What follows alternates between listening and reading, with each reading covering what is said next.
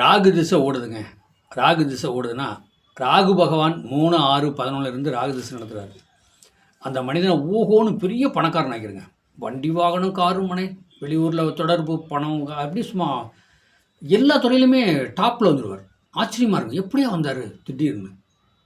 ராகு பகவான்கிறது நியாயத்துக்காக அல்ல, நியாய நேர்மையெல்லாம் ராகு பகவான்கிட்ட கிடையாது.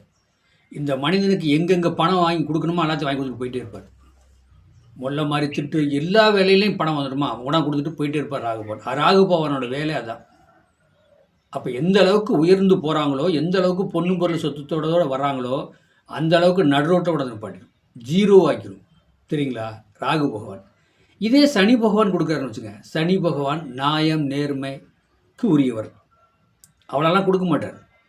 இன்றைக்கி உங்களுக்கு 1000 ரூபா வரும்னா குறைஞ்சபட்சம் ஒரு 650 ரூபா 500 தான் கொடுப்பார். எல்லாம் செலவழி போக ஒரு 150 ரூபா 200 ரூபா மிச்சறதே ரொம்ப கஷ்டம். கண்டுபிடியாக தான் அதை மிச்சம் பண்ணணும். இப்படி மிச்சம் பண்ணி சேமித்து ஒரு ஓரமாக ஒரு இடம் வாங்கி போடுவீங்க, அதில் ஒரு சிம்பிளாக வீடு கட்டுவீங்க, அதுக்கும் அந்த சனி பகவான் கொடுப்பார். ஆனால் அது அழியா சொத்தாக இருக்கும். அவர் காலத்துக்கும் அனுபவிப்பார், அவரும் பையன் காலத்துக்கும் பேரங்காலத்துக்கும் அனுபவிக்கும். அந்த சொத்து கிடக்கும். நான் நிறைய சாதத்தில் பார்த்துக்கிறேன். உங்கள் பாட்டனோட சொத்து இருக்குதா? இருக்குதுங்க, வீடு இருக்குதுங்க. நாங்கள் வந்து டவுனுக்கு வந்துட்டோங்க, அந்த வில்லேஜில் இருக்குதுங்க, பேர் சொல்லிட்டு இருக்கு, அதை நாங்கள் விற்கலைங்க அப்படி சொல்லுவாங்க. ஏன்னா அது சனி பகவானோட வேலை. குரு வந்து சரராசியில் இருந்துன்னு வச்சுக்க. சரராசியில் குரு பகவான் இருந்தாலும் அது வந்து நிலையான சொத்து, புரியுங்களா? ஆனால் ராகு பகவான் கொடுக்குறாரே, அந்த சொத்து நிலையான சொத்தே வராது. அவங்களே பல கோடி 100 கோடி 50 கோடின்னு சம்பாரிச்சு சொத்து சுகம், காரு, வண்டி, வாகனம், பேரும் புகழ எல்லாம் வருவாங்க. கடைசியில் வந்து ஜீரோவாக்கி அவங்க வாழ்க்கையிலே ஜீரோவாக நின்றுவாங்க. பசங்க பிள்ளைங்கள அவங்கள ஒரு 7 சும்மா பார்ப்பாங்க. நீங்களாம் ஐயப்பனா என்னென்ன ஆட்டம் ஆடினாங்க தெரியுமா? பசங்க பிள்ளைங்க சொல்லுவாங்க. இன்றைக்கி எங்களையும் ரோட்டில் நின்று இவங்களும் ரோட்டில் நிற்கிறாங்கன்னு சொல்லுவாங்க. இதுதான் ராகுவோட வேலை. சனி பகவான் அப்படி இல்லை. பிச்சை எடுக்க வைப்பார், கஷ்டப்பட வைப்பார்.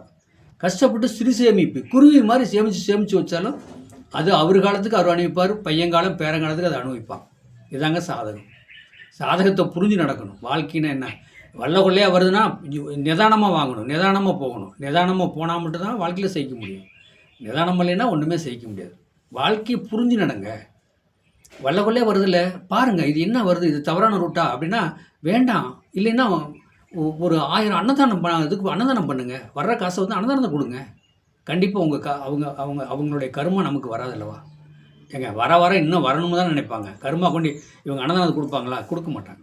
சனிக்கு புதனுக்கு இவ்வளோ வித்தியாசம் இருக்குது. சரராசியில் குரு இருந்தாலும் கண்டிப்பாக அந்த பணம் சேமிப்பு நிற்கும். வாழ்க வளமுடன்.